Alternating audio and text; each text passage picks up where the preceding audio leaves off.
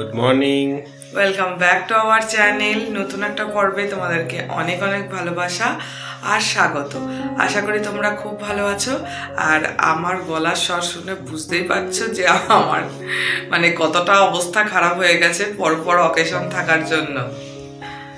তো যাই হোক, তোমার হচ্ছে আজকে আমরা একটুখানি যাচ্ছি শ্বশুর বাড়িতে। আর কি বলতো, রাসটা তো আমাদের মোটামুটি এটাও মোটামুটিও মোটামুটি চলেই গেল, কারণ জগদ্ধাত্রী পূজাটাও জঘন্য কাটলো আর রাসটাও কিন্তু আমাদের কেটেই গেল। যেহেতু কার্তিক পুজো ছিল সেই জন্য তো আমরা প্রথমে ভেবেছিলাম যে সেকেন্ড রাসের দিনকে যেতে পারবো, কিন্তু আলটিমেটলি সেটা আর হয়ে উঠলো না। যেহেতু যতই হোক আমার পুত্ররা এসেছে, তো সেখানে পুত্রদের ছেড়ে তো আমি যেতে পারি না। তাই জন্য আজকে একটুখানি ভাঙা রাস দেখতে যাচ্ছি। আর আমার মনে হয়, যতদূর আমার মনে পড়ছে কিনা জানি না, যে এখনো অবধি আমি তোমাদের সাথে রাসটা অন্ততপক্ষে শেয়ার করতে পারিনি, কারণ আগের বছরে আমার মামার মেয়ের বিয়ে ছিল আর এবছরে তো কার্তিক পুজোর জন্য যাওয়া হলো না। তাও যাই হোক, সন্তোষ দুদিনের জন্য ম্যানেজ পেয়েছে। তো চলো আজকে ভাঙা রাসটা তোমাদের সাথে শেয়ার করব। আমাদের কিন্তু ভাঙা রাসটা পুরো অন্য রকমের হয়। তোমাদের সাথে তোমরা এইরকম প্রসেশন, মানে যারা যারা নতুন আমার সাথে জয়েন্ট হয়েছো তারা পুরনো বন্ধুরা কারো দেখোনি মোটামুটি।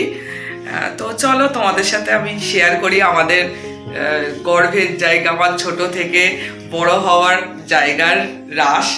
তো চলো এবার বেরোনো যাক, অনেকটাই দেরি হয়ে যাচ্ছে, আমরা গিয়ে খাওয়া দাওয়া করবো আর কি ওখানে। তো চলো যাওয়া যাক। বাড়ি থেকে বেরিয়ে পড়লাম। আর বাড়িতে যতক্ষণ ছিলাম ততক্ষণ এতটাও ঠান্ডা লাগছিল না সোয়েটার পরার মতন, কিন্তু যখন বাইকে বসলাম না, তোমাদের কি বলবো, এতটা ঠান্ডা লাগলো। তাহলে আলটিমেটলি গরমটা আমাদের কাটলো বলো কিছুদিনের জন্য। আর একটুখানি রাস্তায় চা খেয়েই নিলাম, শরীরটাকে একটুখানি গরম করে নিলাম, নালে সন্তোষের বাইক চালাতে একটু অসুবিধা হচ্ছিল। তারপরে বাড়ির দিকে রওনা দেওয়া। আর যাই বলো না কেন, উৎসব আসলে তো প্রচণ্ড মজা হয়, কিন্তু যখন এই উৎসবের দিনগুলোতে বাড়িতে যাওয়ার জন্য একদিনের জন্য সুযোগ পাওয়া যায়, তখন কিন্তু তার আনন্দটা দ্বিগুণভাবে বেড়ে যায়। আর যারা যারা ধরো আমাদের মতন এরকম বাইরে থাকো, তারা আর কি আমাদের মনের ফিলটা আরও ভালো করে বুঝতে পারবে যে একদিনের জন্য ছুটি পেলেও কতটা মজা হয় যে অনুষ্ঠানের দিনগুলোতে বাড়িতে কাটানোর জন্য। মানে এক একটা সেকেন্ডও মনে হয় যেন কাটছে না, তাড়াতাড়ি করে বাড়ির দিকে রওনা দিই। আর আমাদের এই শান্তিপুরে কি বলতো, এই রাসটাই মানুষ অপেক্ষা করে বসে থাকে। রাসটাতে অনেকটাই আমাদের মানে বলতে পারো জাঁকজমক হয়। আর এখানে কিন্তু শুধুমাত্র রাসে প্যান্ডেল হয়, ঠাকুর হয় এরকম না, আমাদের কিন্তু এখানে সব ধরনের ঠাকুর হয়। আর ঠাকুরেরও না আলাদা আলাদা টাইপের বিশেষত্ব আছে। কিছু কিছু ঠাকুর শুধু ঠাকুরের জন্যই কিন্তু বিখ্যাত, যেমন এই ঠাকুরটা তোমরা দেখতে হয়তো ঠাকুরের মতন লাগছে, কিন্তু এটা চকলেট দিয়ে তৈরি। আর এর পরের দেখো প্যান্ডেলটাই চলে আসলাম, এটাতেও কিন্তু ঠাকুরেরই বিশেষত্ব রয়েছে। এখানে তো মেন ঠাকুরটাকে দেখতেই পাচ্ছ, নারায়ণ হয়েছে। আর এখানে কিন্তু ফ্লাওয়ার ভাসের ওপরে এরকম কিন্তু থিমটাকে তৈরি করা, কতটা সুন্দর লাগছে দেখো।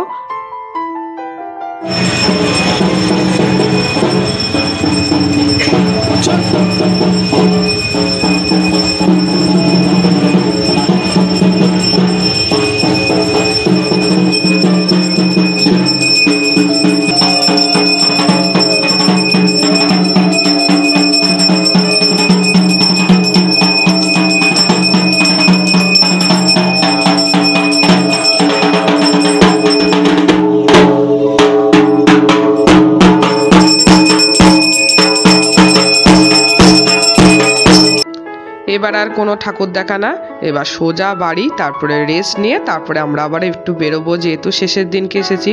আর এই রোডটা দিয়েই জানো তো আমাদের প্রসেশন হয়, যেটা বললাম তোমাদের ভাঙা রাস। আর দেখতেই পাচ্ছ কেউ চেয়ার পেতে রেখেছে, কেউ নিচে জায়গা করে রেখেছে, এখানে আর কি এরকমভাবেই সবাই করে রাখে। তো চলো শ্বশুরবাড়িতে চলেই আসলাম তোমাদের দেখাতে দেখাতে, আবার ফ্রেশ হয়ে আসছি।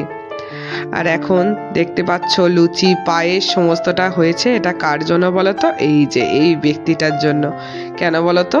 সন্তোষের কিন্তু অঘ্রাণ মাসে তো জন্মদিন, তো জন্মদিনে তো অ্যাকচুয়ালি এখনও নয়, আর কিছুদিন বাকি আছে, কিন্তু ততদিনে তো ধরো সন্তোষ ছুটি পাবে কি পাবে না, বাড়িতে আসতে পারবে কি পারবে না। তো মা বাবা ঠিক করেছে যে সন্তোষকে একটুখানি পায়েসটা খাইয়ে দেবে। আর সন্তোষকে একটুখানি অঘ্রাণ মাস হলেই আর কি মা বাবারা পায়েসটা খাইয়েই দেয় আর কি। তো যাই হোক, মা বাবাদের আশীর্বাদ নিয়েই দিনটা শুরু করাই অবশ্যই ভালো। তো ভালো লাগলো। এরপরে আমরা খাওয়া দাওয়া করে একটুখানি বেরিয়ে পড়লাম। যতই হোক একদিনের জন্য এসেছি, একটুখানি তো দেখে নিই সকাল সকালই প্যান্ডেলগুলো। আর এটা কিন্তু সন্তোষদের পাড়ার প্যান্ডেল। আর এখানে দেখছি বেশিরভাগই থিমের ওপর প্যান্ডেল করেছে, আর সাইডে কিন্তু আসল একটা করে ছোট ঠাকুর করেছে। এটা আর কি এখন হয়েছে আর কি শুরু, বুঝলে তো, নতুন করে দেখছি। আর এটা পরের মানে প্যান্ডেলটাই চলে আসলাম। এটা হচ্ছে পুতুল নাচের রীতিকথার ওপরে বেস করে আর কি এই প্যান্ডেলটা করা হয়েছে।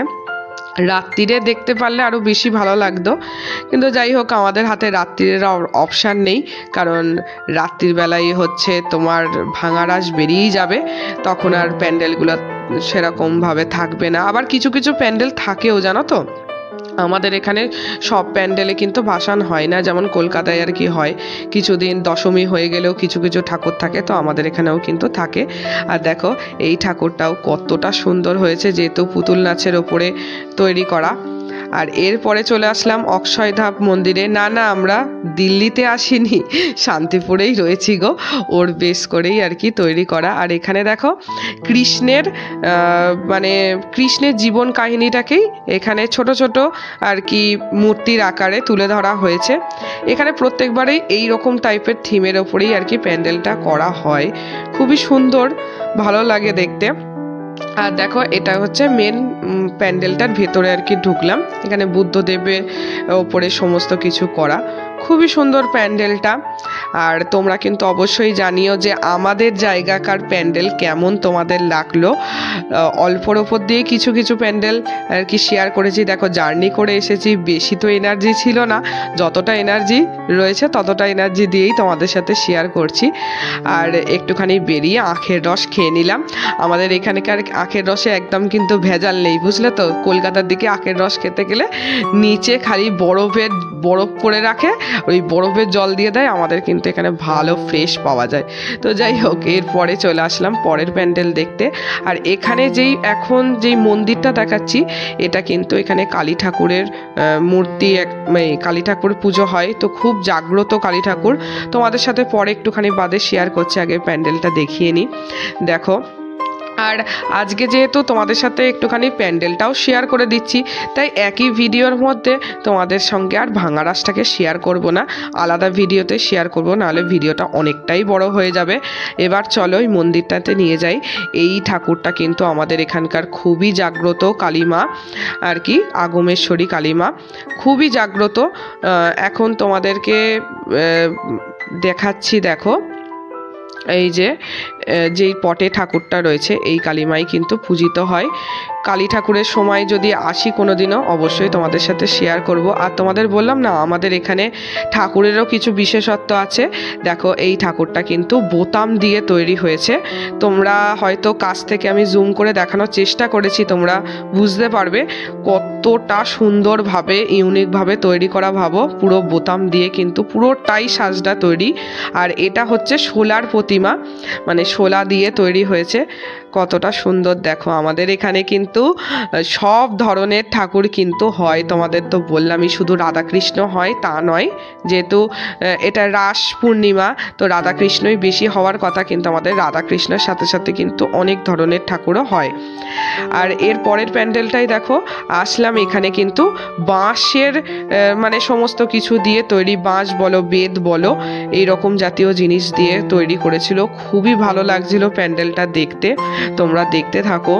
আর দেখতে দেখতে কোথাও গিয়ে যদি এই ভিডিওটা একটু হলেও ভালো লেগে থাকে, একটু হলেও মন ছুঁয়ে থাকে, একটা লাইক আর একটা কমেন্ট করতে অবশ্যই কিন্তু ভুলবে না। আর কেউ প্লিজ প্লিজ স্প্যাম কমেন্ট করো না, সবাই কিন্তু একটুখানি উৎসাহিত করো আমাকে। আর আমাকে উৎসাহিত করলে আর আমার মন ছুঁয়ে গেলে আমিও অবশ্যই তোমাদের দরজায় চলে যাব। কিচ্ছু চিন্তা করতে হবে না, নতুন বন্ধুদের উদ্দেশ্যে বললাম। আর দেখো এখানে কিন্তু শিব ঠাকুরের পূজিত হয়, তোমাদের বললাম না এখানে কিন্তু সব ধরনের প্যান্ডেলই হয়। আর এইটা হচ্ছে শেষ প্যান্ডেল, এটা হচ্ছে আমাদের শ্বশুরবাড়ির পাড়ার প্যান্ডেল। আর এই প্যান্ডেলটার মোটামুটি থিম বলতে পারো যে প্রকৃতিকে রক্ষা করার উদ্দেশ্যেই এই প্যান্ডেলটা তৈরি করা হয়েছে। আমরা দেখো একটা যন্ত্রে পরিণত হয়ে গেছি, আমরা এখন আর সেইভাবে কাজ করতে চাই না, আমরা মেশিনে পরিণত হয়ে যাচ্ছি আস্তে আস্তে দিনে দিনে। কিন্তু এর জন্যই কিন্তু আমাদের প্রকৃতিটা নষ্ট হয়ে যাচ্ছে, তাই না? আমরা যদি একটুখানি প্রকৃতিটাকে রক্ষা করতে পারি তো সেটা আমাদেরই করা উচিত। তো যাই হোক, এই থিমটার ওপরেই বেস করে তৈরি করা। তো আজকের ভিডিওটা কিন্তু এই পর্যন্তই থাকলো, আবার নেক্সট ভিডিওতে দেখা হচ্ছে তোমাদের সাথে। আর ভাঙা রাসটা নেক্সট ভিডিওতে শেয়ার করব। তোমরা ভালো থেকো, সুস্থ থেকো।